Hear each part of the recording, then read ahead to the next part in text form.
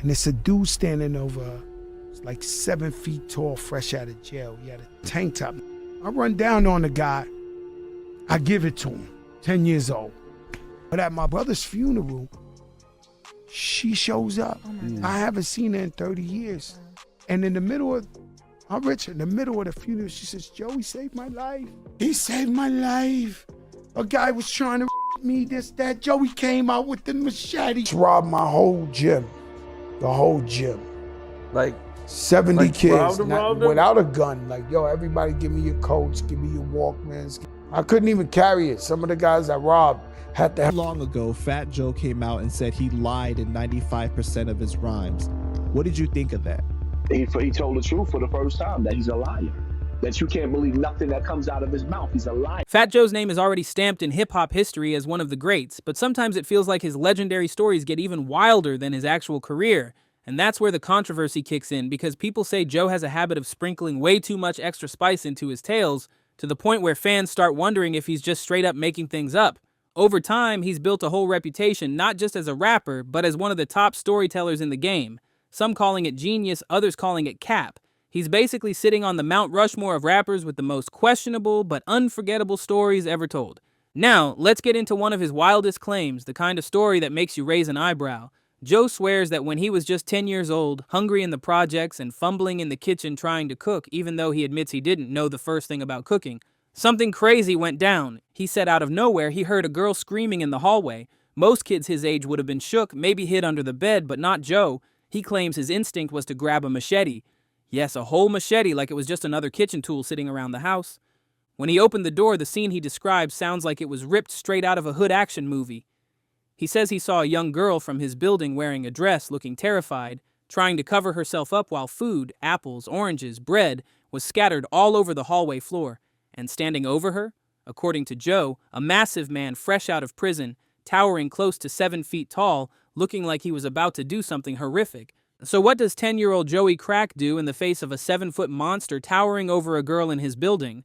According to him, he didn't freeze up, he went full gladiator mode. He says he charged straight at the giant, swinging that machete like his life depended on it. Joe claims he slashed the man's arm, chased him into the stairwell, and even struck again before the guy realized it wasn't another grown man attacking. It was just a chunky little kid from the projects wilding out with a blade. I'm in the house minding my business in the projects, and I'm making some food. I don't know why I don't know how to cook. I hear a girl scream. I open the door, and it's a girl I know from my building. She's Jehovah's Witness. She has a dress on. She's covering her private parts. The oranges is on the floor, the bread, and it's a dude standing over her. It's like 7 feet tall, fresh out of jail. He had a tank. I run down on the guy. I give it to him, 10 years old. Ha! Now, I know if you're a coward, you don't believe this story, you don't understand it, you might have called 911, screamed. No, I gave it to him. I hit him on the other side. Ha! Oh, this guy's like, well, he's a grown man, 7 feet tall. He realizes, oh, this is just a fat little kid. Because, you know, her family was so strict to not tell a story. So I never told a story. I was going to tell a story in my... And here's the crazy part. Once that massive dude figured it out, Joe says the man actually bolted. Imagine that. A 7-foot ex-con running from a 10-year-old with a machete. Sounds like a movie, right? The girl, who Joe described as probably the most decent girl in the whole project, begged him not to say a word. Her family was strict, and if the story got out, it could have ruined her. So Joe says he locked it away and stayed silent for decades, never telling a soul. Fast forward years later, Joe was ready to finally put the story in his book, but he pulled it at the last second to keep his promise.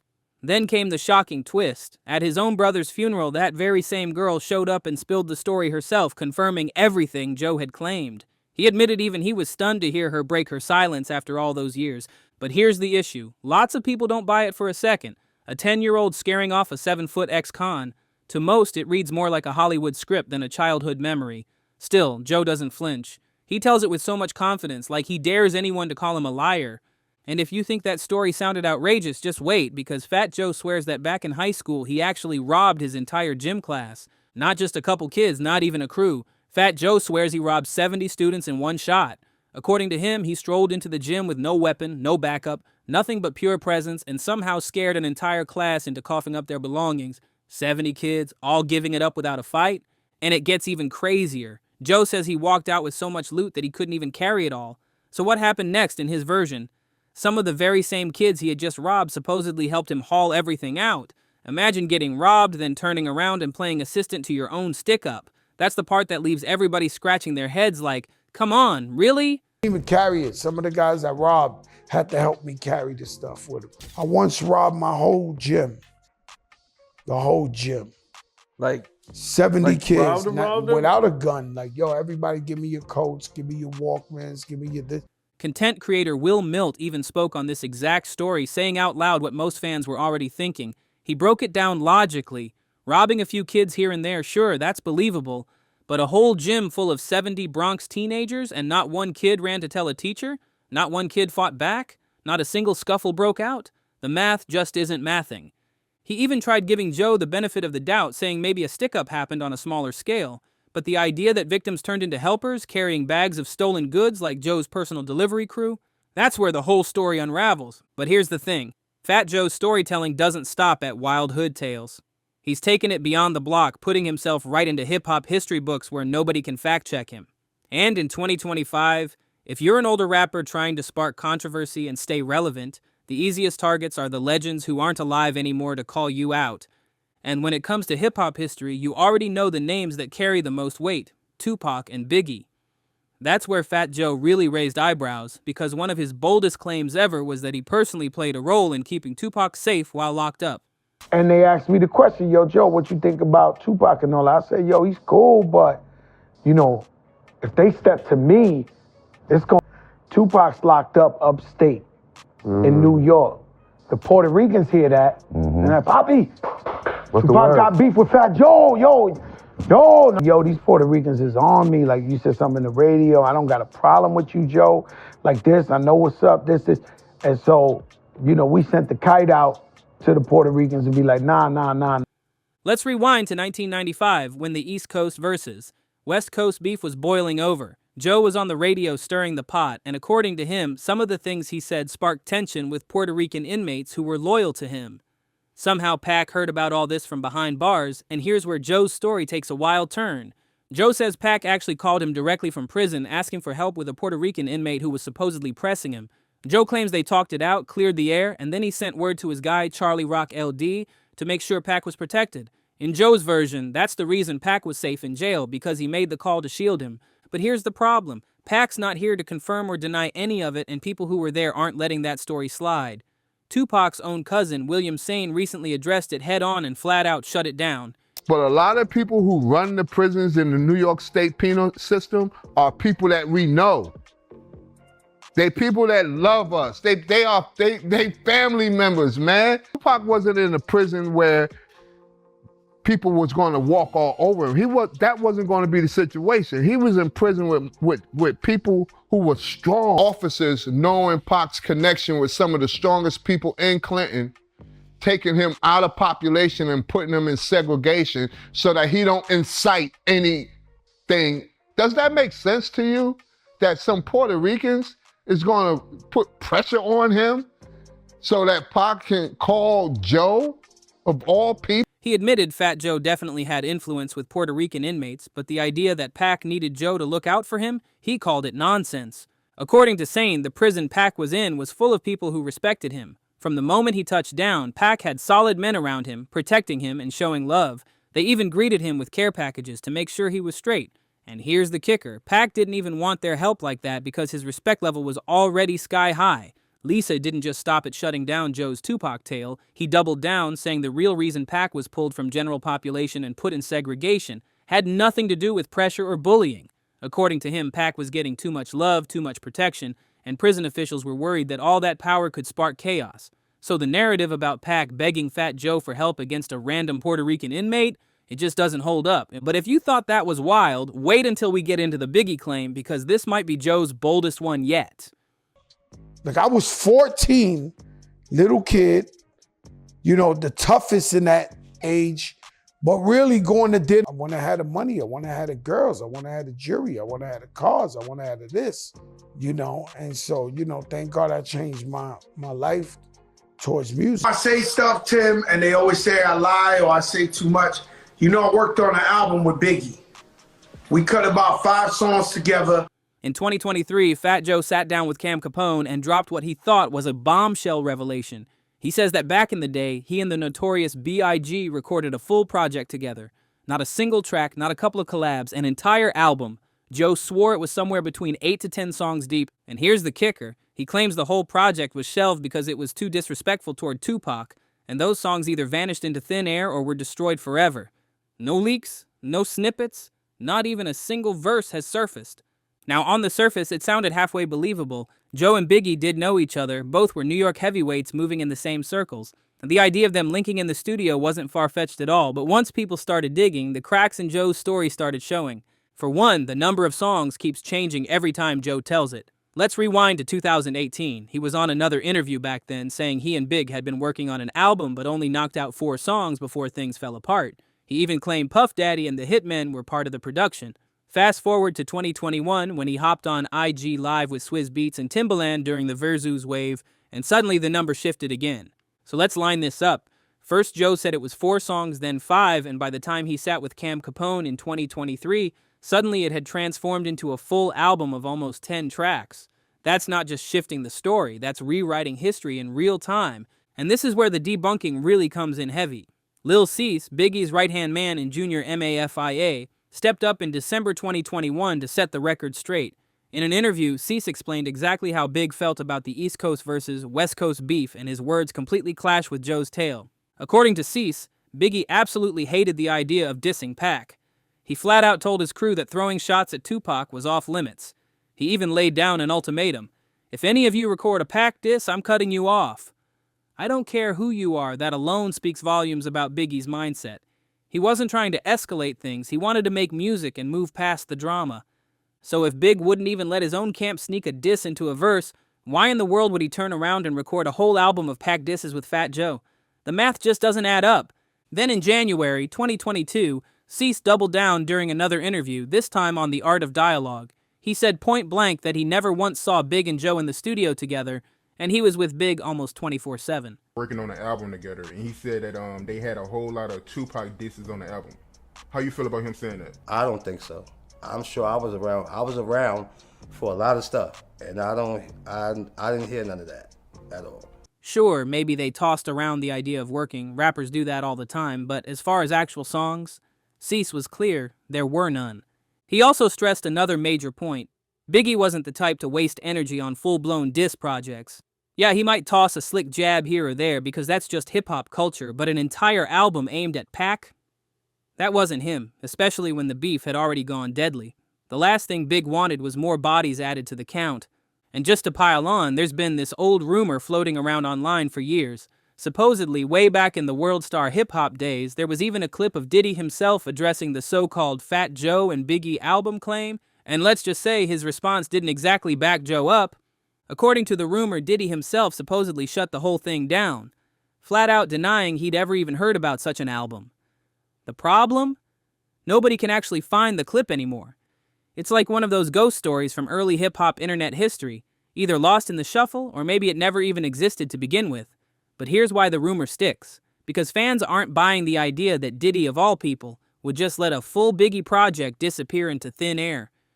We're talking about Puff Daddy, the mastermind who turned Bad Boy into a money-printing empire, the same man who squeezed every drop of profit out of posthumous Biggie albums like Born Again and Duets, the final chapter.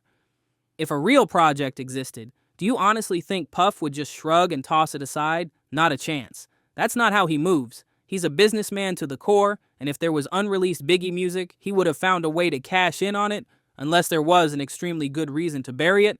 And that's where Joe's twist comes in. He claims the tracks were stuffed with raw Pac disses, so maybe Puff did shelve the whole thing on purpose.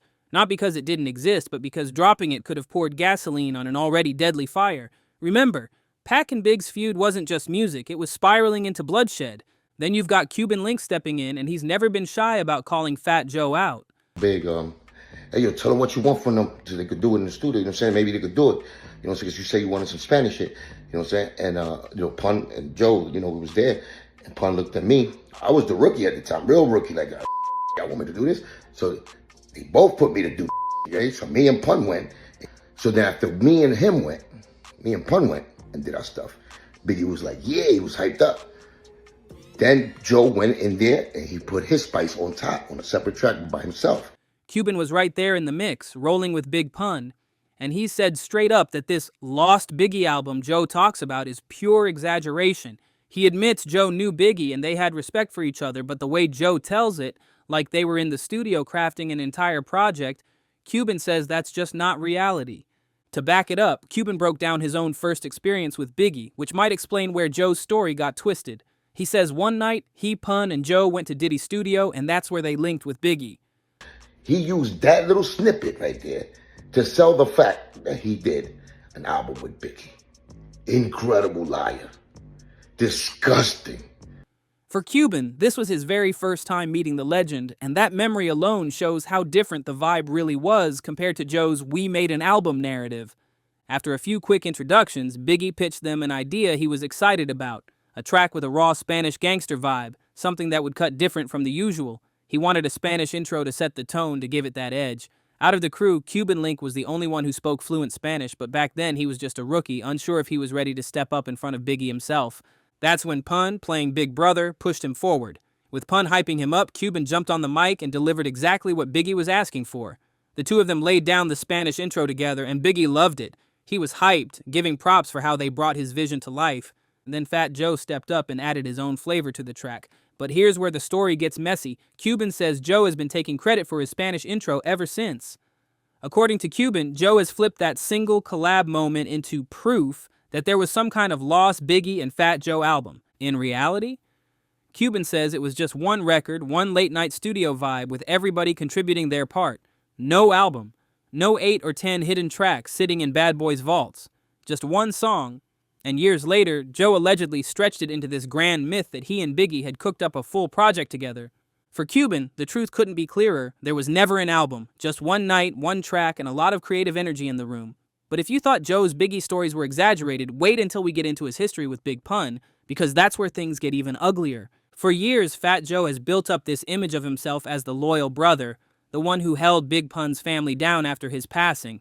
In countless interviews, he said he gave Pun's wife money, tried to help her launch businesses, and made sure the kids were financially secure. On the surface, that paints Joe as a stand-up friend carrying his fallen brother's legacy with honor. But according to people who were actually in the trenches, that picture couldn't be further from reality. One man in particular, Gengo Goroch, who's made a name for himself helping artists' families recover lost royalties and publishing, came forward with explosive claims that flipped Joe's whole story upside down. Gengo says not only did Joe not take care of Pun's wife, but he was allegedly robbing her blind for over a decade. He claimed Joe didn't give her a dime, not 1 cent. Instead, Joe was accused of running a scheme that lasted 14 years. Stealing Pun's royalties by generating fake royalty statements. And to make it worse, Gengo alleged Joe teamed up with Jellybean Benitez to funnel these bogus reports back to Pun's widow, keeping her in the dark while the money flowed elsewhere. Joe was all over the radio basically saying, I gave her $750,000, I gave her $250,000, I told her enough's enough. Everybody bought it and believed it. It was all lies and mediation. We had him admit that he never gave her a dollar in his life.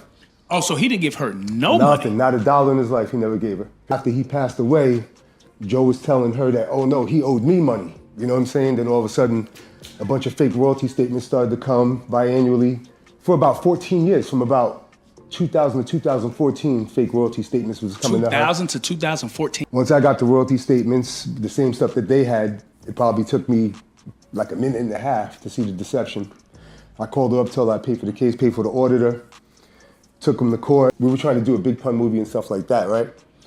And basically, we were like, hey, let's get Joe involved. You know what I'm saying? Because it's gonna be bigger with Joe. If you do it without Joe, Joe can get all these other people involved. But he was basically saying like, well, if you go on Instagram or if you go out there and tell publicly that I never stole from you, then I'll work with you. Otherwise, I'm not working with you. She's like, why would I do that? You stole. Pun's wife, desperate, had already cycled through multiple lawyers over the years trying to fight this battle, but none of them could crack it. That's when Gengo stepped in, and according to him, he finally managed to drag Joe into court and expose what was happening behind the scenes.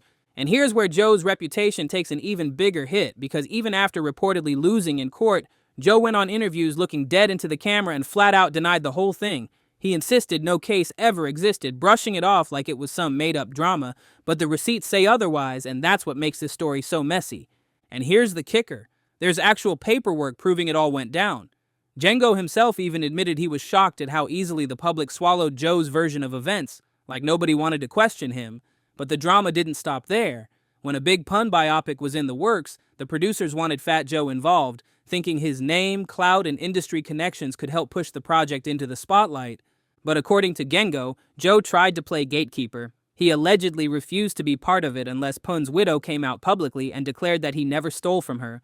Basically, he wanted her to erase the whole scandal and clear his name in exchange for his support.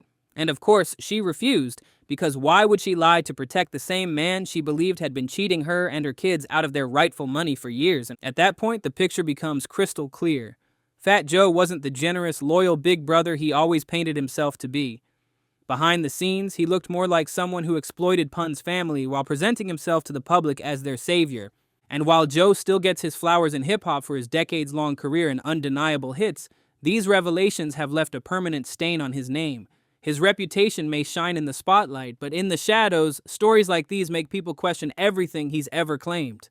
Before you head out, hit that like button if you're rocking with the story, drop a subscribe if you're part of the fam, and don't forget to ring that notification bell so you catch every single messy update. Believe me, you don't want to miss what's coming next.